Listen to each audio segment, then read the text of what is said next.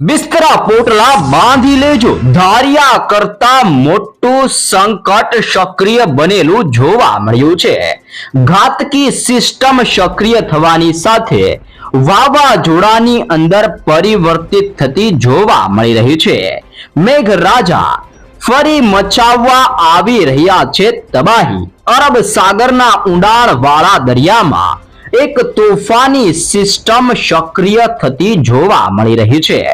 સાથે સાથે અરબ સાગર અને બંગાળની ખાડીના દરિયાની અંદર વાવાઝોડાના કારણે હલચલ સર્જાતી જોવા મળી છે અને તોફાની વાવાઝોડું અત્યારે ફિલિપાઇન્સ અને તાઇવાનના દેશોની અંદર ત્રાટકીને હવે ભારત દેશ તરફ ફંડાઈ રહેલું જોવા મળી રહ્યું છે. સાથે સાથે ચોમાસાની વિદાય પહેલા વરસાદનો છેલ્લો રાઉન્ડ ગુજરાતમાં રીતસરનો ભૂક્કા બોલાવતો જોવા મળી શકે છે. ગુજરાત ઉપર હાથિયાની સૂંઢ લંબાયેલી જોવા મળી રહી છે. અત્યારે ગુજરાતની અંદર ચાલી રહેલા હસ્ત નક્ષત્રની અંદર વરસાદ કાળ બનીને ગુજરાતમાં વરસી શકે છે. ઘોર અંધારાની વચ્ચે ગુજરાતની અંદર આજની રાત્રિ દરમિયાન વાદળો ફાટીને મેઘતાંડવ ગુજરાતમાં સર્જાઈ શકે છે. રાજ્યની અંદર આવનાર પવિત્ર એવા નવરાત્રિના 9 દિવસોની અંદર રાજ્યમાં ધોધમારથી લઈને મેઘતાંડવ થવા અંગે નવી મોટી આગાહી દર્શાવી દેવામાં આવી રહી છે. બંગાળની ખાડીને અરબ સાગરના દરિયાની અંદર સક્રિય બનતા નવા હવાના દબાણને જોતા ગુજરાત ઉપર વરસાદીય સિસ્ટમ ફરી એકવાર જોર દર્શાવી રહેલી જોવા મળી રહી છે. ગુજરાત ઉપર ખતરાના મોટા સંકટો, આફતના પહાડ તૂટી શકે છે. રાજ્યમાં આવનાર 9 દિવસની અંદર સાબેલાધાર વરસાદ વરસતો જોવા મળી શકે છે. સાથે સાથે જોધપુર રાજસ્થાનના વિસ્તારોમાંથી ચોમાસુ વિદાય લઈને હવે ગુજરાત તરફ વિદાય લેવા માટે ધીમી ગતિએ રાજસ્થાનના વિસ્તારોમાંથી આગળ વધતું જોવા મળી રહ્યું છે. સૌપ્રથમ ચોમાસુ કેરળના વિસ્તારોથી લઈને બેંગલવીના વિસ્તારો, મુંબઈ અને ત્યારબાદ ગુજરાતના વિસ્તારોની અંદર ચોમાસુ સારું થયું ત્યારથી આવી રીતે આગળ વધી રહેલું જોવા મળ્યું છે. અને હવે ચોમાસુ વિદાય લેતા વખતે રાજસ્થાનના વિસ્તારોથી લઈને ગુજરાતના વિસ્તારો, મુંબઈ બેંગલવીના વિસ્તારો અને કેરળના વિસ્તારોની અંદર આવી રીતે આગળ વધતું જોવા મળી શકે છે. અને અત્યારે રાજસ્થાન ઉપરથી ચોમાસુ વિદાય લઈને હવે ગુજરાતની અંદર ચોમાસુ વિદાય લેવા માટે આગળ વધતું જોવા મળ્યું છે. પરંતુ રાજ્યની અંદર જે અરબ સાગર અને બંગાળની ખાડીના દરિયાની અંદર નવી સિસ્ટમો સક્રિય થવાના કારણે ગુજરાતમાં જે દબાણ સક્રિય બનતું જોવા મળ્યું છે, ગુજરાતની અંદર જે ગરમી અને બફારાના પ્રમાણને જોતા રાજ્યમાંથી ચોમાસુ વિદાય લે તે પહેલા હજી પણ વરસાદનો ઘાતકી અને તોફાની એવો ભયંકર અને છેલ્લો રાઉન્ડ ગુજરાતમાં તબાહી મચાવતો જોવા મળી શકે છે. હસ્ત નક્ષત્રની અંદર હાથીઓ ગુજરાતમાં પોતાનો ગુસ્સો ઠાલવતો હોય તેમ આજથી લઈને આવનાર 10 દિવસ માટે ગુજરાતના અનેક જિલ્લાઓમાં તોફાની પવનો અરબ સાગરના દરિયામાંથી ફૂંકાઈ રહેલા જોવા મળી શકે છે. અને ગુજરાત ઉપર ફૂંકાઈ રહેલા તોફાની પવનોના કારણે પવનની ઝડપની અંદર મોટા ફેરફાર સાથે 50 થી લઈને 55 કિલોમીટર પ્રતિ કલાકની ઝડપે ગુજરાત ઉપર આંધી તુફાન વંટોળ જેવો માહોલ બનતો જોવા મળી શકે છે. હાલ રાજ્યની અંદર ચારે દિશાઓમાંથી ભેજવાળો પવન અત્યારે ગુજરાતમાં એકઠો થતો જોવા મળ્યો છે. અને પવન એકઠો થવાની સાથે ગુજરાતમાં ફરી વરસાદીય સિસ્ટમનું દબાણ જોર દર્શાવી રહેલું જોવા મળી રહ્યું છે.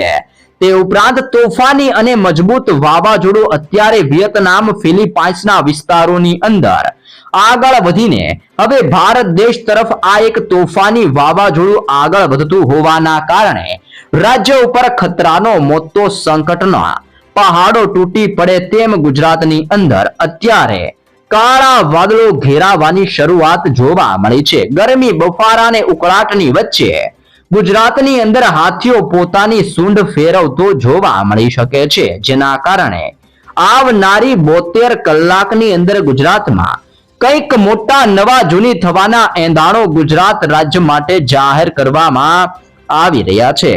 આંબાલાલ પટેલની તાજી માહિતી અનુસાર આગામી દિવસોમાં બંગાળના ઉપસાગરમાં એક નવું તોફાની વાવાઝોડું સક્રિય બનીને રાજ્ય ઉપર જળબંબાકારથી લઈને સાબેલાધાર વરસાદ વરસાવતું જોવા મળી શકે છે.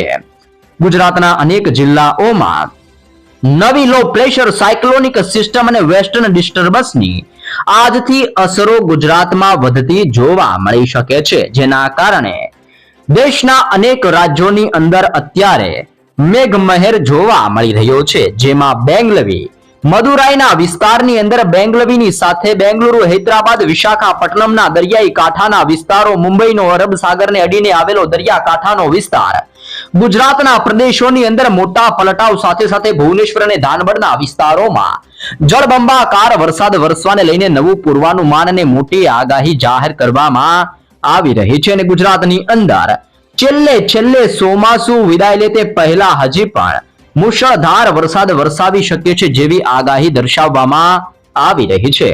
હાલ ગુજરાત રાજ્યની અંદર વીજળીના ચમકારાની વચ્ચે તીવ્ર થંડરસ્ટ્રોમ એક્ટિવિટી થવા અંગે ગુજરાતના જિલ્લાઓમાં જાહેર કરવામાં આવી રહ્યું છે એલર્ટ. સાથે સાથે રાજ્યની અંદર નવરાત્રીના તહેવારોની અંદર ખેલૈયાની અંદર આ વખતે રંગની અંદર ભંગ પાડી શકે છે ને નવરાત્રીની મોજ આ વખતે ગુજરાતની અંદર મેઘરાજા બગાડી શકે છે જેવી આગાહી કરવામાં આવી છે.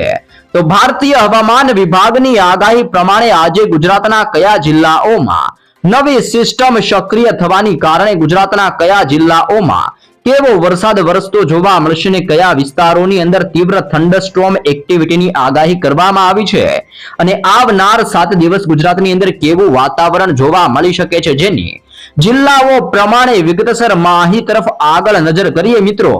ભારતીય હવામાન વિભાગની લેટેસ્ટ તાજી માહિતી અનુસાર ગુજરાતની અંદર દક્ષિણી ગુજરાતના જિલ્લાઓ અને સૌરાષ્ટ્રના વિસ્તારોમાં આજની રાત્રિ દરમિયાન મોટા ફેરફાર આવતા ગુજરાતમાં જોવા મળી શકે છે. સાથે સાથે આજથી લઈને આવનારી 6 તારીખ સુધીની અંદર ગુજરાતના ભિન્ન જિલ્લાઓ માટે ભારતીય હવામાન વિભાગ દ્વારા જુદા જુદા પ્રકારની આગાહી કરવામાં આવી છે.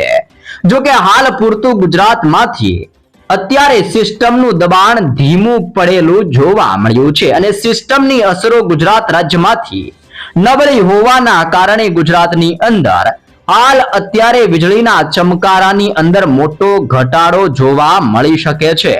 પરંતુ રાજ્યની અંદર દક્ષિણી ગુજરાતના જિલ્લાઓ અને સૌરાષ્ટ્રના વિસ્તારોમાં હજી પણ મેઘતાંડવ વરસવાને લઈને આગાહી જાહેર કરવામાં આવી છે, જેમાં ભારતીય હવામાન વિભાગની તાજી નવી માહિતી અનુસાર ગુજરાતના અમુક સ્થળ ઉપર ગાજવીજ સાથે હળવાથી મધ્યમ વરસાદ વરસવાને લઈને દક્ષિણી ગુજરાતના જિલ્લાઓ માટે ખાસ મોટું પૂર્વાનુમાન દર્શાવવામાં આવી રહ્યું છે, જેમાં નર્મદાનો જિલ્લો, સુરતના જિલ્લાની અંદર, તાપીના જિલ્લામાં, ડાંગ, નવસારી ને વલસાડના જિલ્લાની અંદર અત્યારે વાદળોના ઝુંડ ઘેરાઈને રાજ્ય ઉપર વરસાદ લાવવા માટે દબાણ સક્રિય બનાવતા અત્યારે દક્ષિણી ગુજરાતના જિલ્લાઓમાં જોવા મળી રહ્યા છે.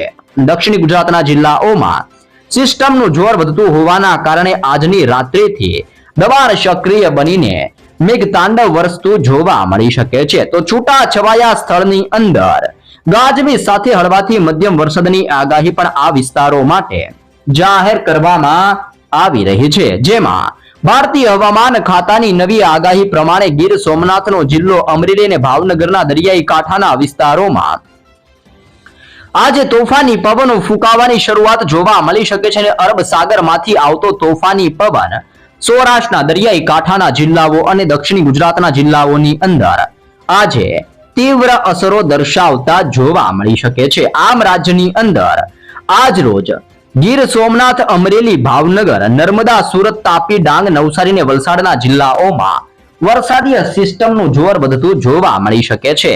એ ઉપરાંત ગુજરાતના બાકીના વિસ્તારોની અંદર ઝાપટા સ્વરૂપીય વરસાદીય માહોલ, છૂટો છવાયો વરસાદીય માહોલ ને ખુલ્લું વાતાવરણ પણ જોવા મળી શકે છે, જેમાં કચ્છ, મોરબી, સુરેન્દ્રનગર, બોટાદ, રાજકોટ, જામનગર, દેવભૂમિ, દ્વારકા, પોરબંદર, જૂનાગઢના જિલ્લાની અંદર સાથે સાથે બનાસકાંઠા, પાટણ, મહેસાણા, સાબરકાંઠાના જિલ્લામાં, ગાંધીનગર, અરવલ્લી, સાબરકાંઠાની અંદર, દાહોદના જિલ્લાની અંદર, પંચમહાલ, ખેડા, આણંદ, વડોદરાની સાથે છોટા ઉદેપુરના જિલ્લાની અંદર અને ભરૂચના જિલ્લામાં પણ મોટા પલટાઓ ગુજરાતની અંદર આજથી આવતા જોવા મળશે અને દક્ષિણ ગુજરાત અને સૌરાષ્ટ્રના વિસ્તારોમાં આજથી લઈને હજી પણ આગામી 3 દિવસોની અંદર સિસ્ટમના દબાણની સાથે થંડરસ્ટોર્મ એક્ટિવિટીની સાથે રાજ્યની અંદર સૌરાષ્ટ્ર અને દક્ષિણ ગુજરાતના વિસ્તારોમાં ગાજવીજ તોફાની પવનો સાથે વરસાદ વરસતો જોવા મળી શકે છે.